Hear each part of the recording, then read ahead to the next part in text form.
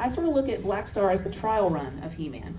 They both have two halves of a sword. So Blackstar had literally, the bad guy had one half of the sword called the Power Sword. The good side, which was had by John Blackstar, was the Star Sword. They were both set on a far-off planet, and they both had ties to astronauts from Earth.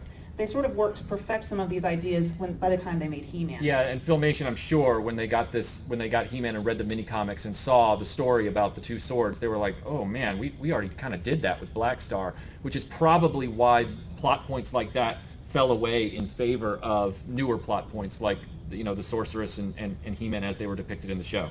Right, and that was in the mini comics that Skeletor had his sword and He-Man had his sword, and you put them together, and that's how you gain access to Castle Grayskull. In the early episode, it's a first season episode called Temple of the Sun, there's a statue of John Blackstar in the background, and you can definitely tell it's him because of the sword construct. It's only on the screen for a few seconds, but it's clearly a little inside joke, a little nod to their previous character.